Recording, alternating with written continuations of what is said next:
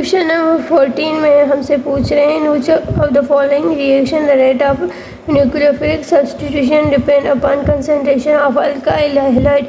जो ये कह रहे हैं ना, ये सब्स्टिट्यूशन में सिर्फ जो है ना हमारे पास रेट ऑफ रिएक्शन जो है वो डिपेंड करता है कंसंट्रेशन ऑफ अल्काइल हैलाइड पर। तो ये जो है ना हमारे पास SN1 का मैकेनिज्म है, तो इसका करेक्ट ऑप्शन ए होगा SN1। उसके बाद क्वेश्चन नंबर है हमारे पास 15 which of the following is not nucleophile. इसमें से कौन सा न्यूक्लियोफाइल नहीं है? न्यूक्लियोफाइल जो है ना वो होता है जो हमारे पास जहाँ तो उसके ऊपर निगेटिव चार्ज हो कोई या फिर जो है ना उसके पास लोन पेयर हो, इसके वजह से उसके पास क्या होगी, उसके बाद जो है ना अट्रैक्शन होगी या कैपेसिटी होगी पॉजिटिव चार्ज को अट्रैक्ट करने की, राइट, पॉजिटिव स्पेशीज को अट्रैक्ट करने के लिए, जिसके वजह से हम न्यूक्लियोफाइल को न्यूक्लियस लविंग कहते हैं, राइट। तो अगर आप देखें इन ऑप्शन में से कौन सा ऐसा है जिनके पास अगर लोन पेयर है या नेगेटिव चार्ज है तो वो न्यूक्लियोफाइल होगा, अगर नहीं है तो वो नहीं होगा। देखिए वाटर के पास ऑक्सीजन है, ऑक्सीजन के पास लोन पेयर होता है तो ये नहीं हो सकता, ये एक न्यूक्लियोफाइल है। बी में हाइड्रोजन सल्फाइड, ये भी एक न्यूक्लियोफाइल है। लेकिन हमारे पास जो सी में दिया है बोरान ट्राईफ्लोराइड, बेसिकली बोरान के लास्ट शेल में होते हैं 3 इलेक्ट्रॉन है तो अनपेयर्ड होते हैं और वो फ्लोरीन के साथ बॉन्ड बना के पेयर हो जाते हैं। तो इसके पास कोई भी लोन पेयर भी नहीं है और कोई चार्ज भी नहीं है, तो इसके वजह से सी इसका करेक्ट होगा कि जो हमारे पास न्यूक्लियोफाइल नहीं है वो बोरान फ्लोराइड ट्राईफ्लोराइड है। बाकी हमारे पास अमोनिया भी एक जो है ना न्यूक्लियोफाइल है। क्वेश्चन नंबर 15 का करेक्ट ऑप्शन सी होगा। और 16 क्वेश्चन नंबर हमें कह रहे हैं rate of reaction depend upon SN2, कह रहे हैं SN2 का यहाँ पे कौन सा होगा। तो SN2 में हमारे पास जो रेट ऑफ रिएक्शन होता है वो दोनों भी डिपेंड करता है, हमारे पास जो एल्काइल हैलाइड की कंसंट्रेशन भी करता है और हमारे पास न्यूक्लियोफाइल की जो है ना कंसंट्रेशन भी करता है, उस पर भी डिपेंड करता है। तो इसका करेक्ट ऑप्शन डी होगा। क्वेश्चन नंबर 17 में कह रहे हैं कि primary alkyl halide undergo E2 reaction, आपसे जो है ना वो सॉल्वेंट पूछ रहे हैं, तो इसका correct option B non polar solvent होगा। देखें E2 हो यहाँ पर हमारे पास SN2 हो, दोनों पर जो सॉल्वेंट होता है वो नॉन पोलर सॉल्वेंट होता है। उसके बाद हमारे पास 18 है कि Grignard reagent reaction on with methanol gives, कह रहे हैं कि अगर हमारे पास गिरगनाट रिएजेंट है वो मिथेनॉल के साथ रिएक्ट कर रहा है तो क्या बनेगा। देखिए जब भी हमारे पास गिरगनाट रिएजेंट की बात आती है तो वो इस तरीके से रिएक्ट करता है जहाँ पे जो हमारे पास अल्कोहल होता है वो हमारे पास जो है ना वो अपनी एसिडिक प्रॉपर्टी शो करता है। तो हाइड्रोजन पे पॉजिटिव चार्ज आएगी और रिलीज़ करेगा और इस पे ऑक्सीजन में नेगेटिव चार्ज आएगी। और हमें पता है कि जो हमारा गिरगनाट रिएजेंट होता है उसमें जो मैग्नीशियम वो इलेक्ट्रो पॉजिटिव होता है तो उस पर पॉजिटिव चार्ज आएगी और यहाँ पे कार्बन पे नेगेटिव चार्ज आएगी। और हमारे पास जो है ना लास्ट में जो बनेगा कंपाउंड वो इस तरीके से बनेगा कि R जो है ना वो H के साथ अटैच हो जाएगी और ये कोई भी अल्केन बन जाएगा, ठीक है, ये हमारे पास अल्केन बन जाएगा। और लास्ट में यहाँ पे बाय प्रोडक्ट में जो ये वाला पार्ट होगा MgX आएगा और जो है यहाँ पे जो ये निगेटिव पार्ट आएगा सी अल्कोहल का, ये इस तरीके से इसके साथ अटैच हो जाएगा। इसको हम कोई नाम नहीं देंगे, ये जस्ट बाय प्रोडक्ट में हमारे पास बन जाता है। मेन हमारी जो प्रोडक्ट होगी इस रिएक्शन में यहाँ पे अल्केन आएगा, ठीक है, अल्केन बनेगा। यहाँ पे इन्होंने जो है ना ऑप्शन करेक्ट जो है वो किया है इथेन, लेकिन यहाँ पे ज़रूरी नहीं है कि इथेन बने। इथेन तब भी बनेगा जब उन्होंने बताया होगा कि गिरगनाट रिएजेंट में जो हमने R लिया है वो हमने इथेन लिया है। तो इसका करेक्ट ऑप्शन अल्केन होना चाहिए, यहाँ पे करेक्ट इसका ऑप्शन अल्केन ही होगा, ठीक है। यहाँ पे थोड़ी क्वेश्चन में मिसप्रिंटिंग की हुई है इन्होंने। उसके बाद हमारे पास 19 है in SN2 reaction the rate of reaction depend upon, तो इसका correct option B substrate and nucleophile दोनों होगा। यहाँ पे सबस्ट्रेट बेसिकली अल्काइल हैलाइड ही होंगे, ठीक है, अल्काइल हैलाइड को सबस्ट्रेट इन्होंने कंसीडर किया है। उसके बाद हमारे पास क्वेश्चन नंबर 20 में कह रहे हैं reactivity of alkyl with magnesium in the following order. Basically order पूछ रहे हैं तो सबसे ज़्यादा हमारे पास जो रिएक्टिव होता है अल्काइल हैलाइड में वो जो हमारे पास यहाँ पे दिया है ना अल्काइल आयोडाइड होगा। उसके बाद हमारे पास जो है ना अल्काइल ब्रोमाइड होगा और उसके बाद हमारे पास अल्काइल क्लोराइड होगा। अब ये क्यों होता है, देखिए यहाँ पे जो अल्काइल आयोडाइड है वो इजीली ब्रेकेबल है, क्योंकि हमारे पास यहाँ पे ये स्टेबल कम होता है, तो स्टेबिलिटी जिसकी कम होती है वो ज़्यादा रिएक्टिव होता है, इजीली ब्रेक हो जाएगा तो जल्दी रिएक्ट करेगा। इसके वजह से हमारे पास सबसे ज़्यादा जो रिएक्टिव होता है वो अल्काइल हैलाइड होगा। तो इसका करेक्ट ऑप्शन ए होगा कि सबसे ज़्यादा अल्काइल हैलाइड, फिर ब्रोमाइड, फिर लास्ट में अल्काइल क्लोराइड होगा। उसके बाद 21 में पूछ रहे हैं which of the following is not a nucleophile. अब देखिए यहाँ पे भी इसका correct option C bromide trifluoride होगा। बाकी जो भी हैं उसमें या तो निगेटिव चार्ज है या तो उनके पास लोन पेयर होते हैं। 22 में भी सेम क्वेश्चन, ये बहुत ज़्यादा रिपीटेड क्वेश्चन होता है पास पेपर का। ये बोरान ट्राइफ्लोराइड के बारे में पूछ रहे होते हैं। ये बेसिकली न्यूक्लियोफाइल नहीं है, ठीक है। मैंने बताया था कि नंबर 23 में कह रहे हैं जो हमारे पास ये OR है ये किस चीज़ का न्यूक्लियोफाइल है। तो OR जो है ना वो हमारे पास अल्कोहल का न्यूक्लियोफाइल है, क्योंकि अल्कोहल में बेसिकली यहाँ पे जो अल्कोहल्स होते हैं वो एसिडिक प्रॉपर्टी शो करते हैं, हाइड्रोजन को रिलीज़ कर देते हैं लास्ट में और वो बच जाता है, जिसको हम जो है ना न्यूक्लियोफाइल कहते हैं। तो यहाँ पे इसका करेक्ट ऑप्शन हमारे पास ए में दिया हुआ है, इसका करेक्ट ऑप्शन ए होगा। क्वेश्चन नंबर 24 को सॉल्व करने के लिए यहाँ पे मैंने ये रिएक्शन पहले ही लिख दिया है टाइम बचाने के लिए।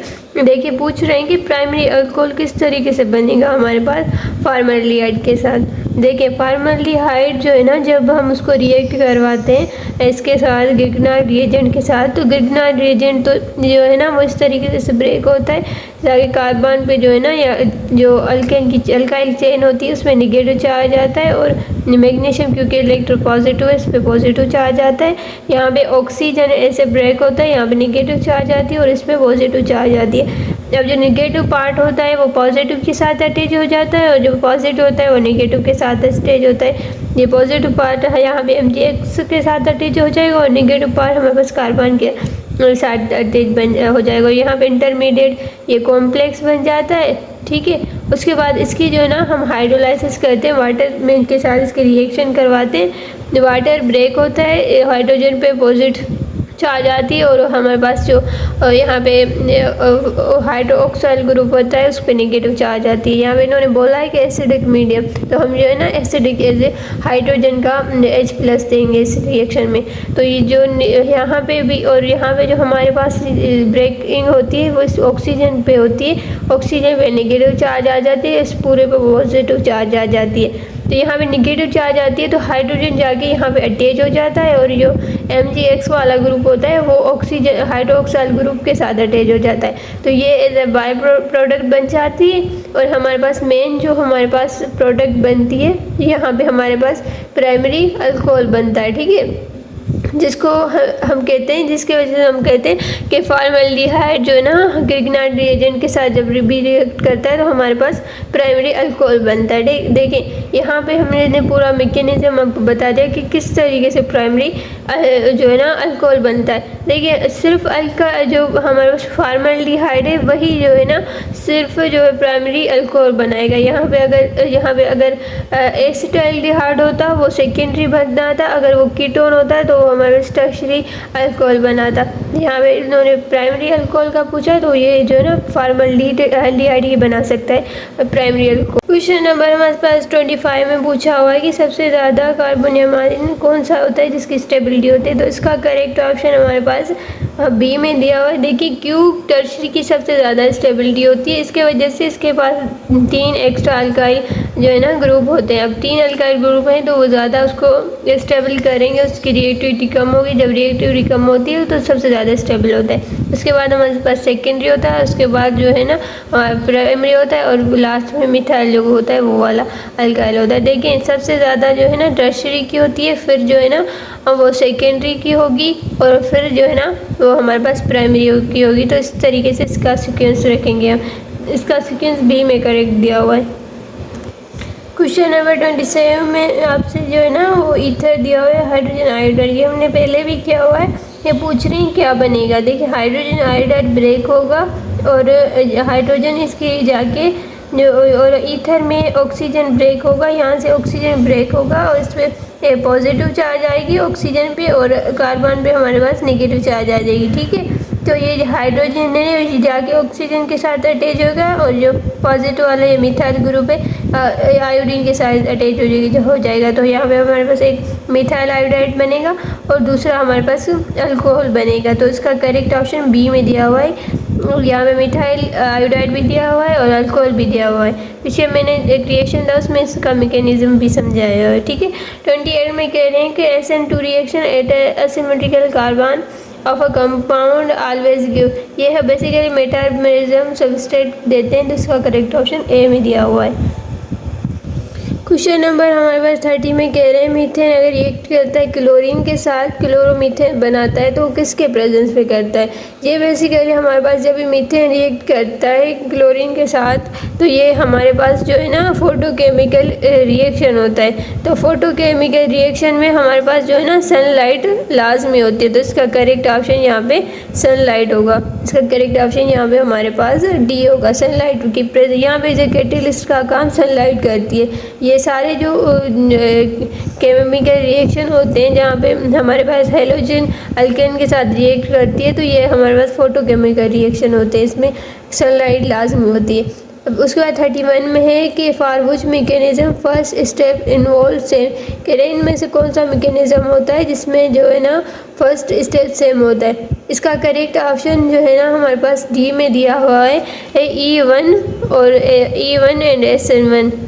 अब ऐसा क्यों है, देखिए दोनों जो मैकेनिज्म होते हैं E1 और SN1 इसमें ये होता है कि जो फर्स्ट स्टेप होता है उसमें हमारे पास कार्बोनियम आयन बनता है। अब अगर कार्बोनियम आयन दोनों में बन रहा है तो ये पहला स्टेप दोनों में सेम होता है। उसके बाद सेकेंड स्टेप में SN1 में ऐसा होता है कि हमारे पास कोई न्यूक्लियोफाइल जाके सब्सटीट्यूट करता है और E1 में हमारे पास एलिमिनेशन होके डबल बॉन्ड बन जाता है। लेकिन फर्स्ट स्टेप क्योंकि सेम है कार्बोनियम आयन बन रहा है तो हम कहते हैं कि फर्स्ट स्टेप E1 और SN1 में सेम होता है। तो इसका करेक्ट ऑप्शन हमारे पास डी में दिया हुआ है। उसके बाद 32 में है इन SN रिएक्शन वन स्टैंड किस चीज़ के लिए होता है। SN1 में जो है ना यूनिमॉलिक्यूलर को 1 शो करता है। तो इसका करेक्ट ऑप्शन बी में दिया हुआ है। 33 है कि in alkyl halide react with ammonia to yield, कह रहे हैं कि अगर अल्काइल हैलाइड है वो रिएक्ट कर रहा है हमारे पास अमोनिया के साथ तो वो क्या बनाएगा। देखिए अल्काइल हैलाइड में जब अमोनिया रिएक्ट करता है तो वो इस तरीके से करता है कि वो अपना हाइड्रोजन जो है ना वो रिलीज़ कर देता है। हम अमोनिया को इस तरीके से भी लिख सकते हैं। यहाँ पे मैं मैकेनिज्म समझा रही हूँ तो इसकी वजह से NH3 को H मैंने पहले लिख दिया उसके बाद NH2 लिखा है। अब ये क्या होगा, ये अपना हाइड्रोजन रिलीज़ करेगा। ठीक है, अगर हाइड्रोजन इन्होंने रिलीज़ किया है तो ये यहाँ पे एसिड की प्रॉपर्टी शो कर रहा है। ठीक है, और अल्काइल हैलाइड में से हमारे पास कार्बन पे पॉजिटिव चार्ज आएगी और इस पर नेगेटिव चार्ज आ जाएगी। ठीक है, और फिर पॉजिटिव नेगेटिव के साथ रिएक्ट करेगा और नेगेटिव पॉजिटिव के साथ रिएक्ट करेगा तो हमारे पास यहाँ पे जो बनेगा वो RNH2 होगा जिसको हम जो है ना अमाइड कहते हैं। तो हमारे पास ए इसका करेक्ट ऑप्शन होगा। क्वेश्चन नंबर हमारे पास 34 में कह रहे हैं SN2 reaction can be best carried out with SN2 सबसे ज़्यादा जो है ना वो प्राइमरी अल्काइल हैलाइड में होता है। देखिए प्राइमरी में क्यों होता है, देखिए प्राइमरी में इसीलिए हो जाता है SN2 में ऐसा होता है कि एक साथ जो है ना कार्बोनियम आयन बन भी रहा होता है और न्यूक्लियोफाइल जो है ना उस पर अटैच भी हो रहा होता है। तो अगर हमें पता है कार्बोनियम आयन में सबसे ज़्यादा जो रिएक्टिव होता है वो प्राइमरी होता है, वो जल्दी ब्रेक हो जाएगा। अगर यहाँ पे जो है ना जल्दी अगर ये हेलोजन ब्रेक हो जाएगा तो यहाँ पे कार्बोनियम आयन बन जाएगा और न्यूक्लियोफाइल यहाँ से आगे अटैच हो जाएगा। जैसे हम कहते हैं सबसे ज़्यादा जो रिएक्टिव होता है वो प्राइमरी अल्काइल होते हैं। क्वेश्चन नंबर 35 में पूछ रहे हैं the following reaction is called sodium ethoxide. Sodium ethoxide को रिएक्ट किया हुआ है हमारे पास इथाइल ब्रोमाइड के साथ।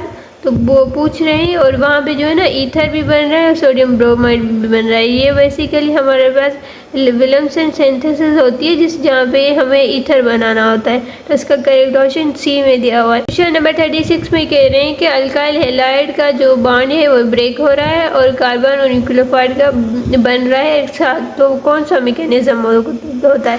तो ये बेसिकली हमारे पास SN2 होता है जिसमें एक साथ जो है ना एक तरफ ब्रेक हो रहा होता है और उधर सेकेंड हैंड वो बन भी रहा होता है न्यूक्लियोफाइल का बॉन्ड। तो ये SN2 में होता है। 37 कह रहे हैं कि गिगनार रिएजेंट है वो मिथाइल मैग्नीशियम हैलाइड रिएक्ट करता है मिथाइल हैलाइड के साथ, तो प्रोडक्ट क्या होगी। मिथाइल कह रहे हैं, मिथाइल है CH3 मैग्नीशियम हैलाइड, कोई भी हैलाइड दिया हुआ है उसको रिएक्ट किया हुआ है हमारे पास मिथाइल हैलाइड के साथ, यानी कि CH3 और कोई हैलाइड है। तो आप बताएं इसकी प्रोडक्ट क्या होगी। तो ये इस तरीके से ब्रेक होगा, इस पर नेगेटिव चार्ज आएगी, कार्बन पे पॉजिटिव होगी और इस पे यहाँ पे पॉजिटिव और यहाँ पे नेगेटिव होगी। ठीक है, तो अब यहाँ पे जो नेगेटिव पार्ट है वो पॉजिटिव के साथ रिएक्ट करेगा और जो यहाँ पे नेगेटिव है वो पॉजिटिव के साथ रिएक्ट करेगा। तो हमारे पास यहाँ पे डबल जो कार्बन चेन बन जाएगी, CH3 और CH3 आपस में बन जाएगी। तो यहाँ पे जो मीथेन होगा वो इथेन में कन्वर्ट हो जाएगा। तो इसका करेक्ट ऑप्शन हमारे पास ई में दिया है, ईथेन। यही आप लोग याद करें, जब भी ग्रिग्नार्ड रिएजेंट में जब भी कोई भी अल्काइल हैलाइड जो है ना वो यहाँ पे रिएक्ट करेगा तो उसका डबल बन जाता है वहाँ पे प्रोडक्ट की साइड में। अगर वो मीथेन है तो उधर ईथेन बन जाएगा, अगर वहाँ पे प्रोपेन है तो प्रोपेन का जो है ना वो हेक्सेन बन जाएगा। इस तरीके से वो बन जाता है। तो इसका करेक्ट ऑप्शन ईथेन होगा, ई में।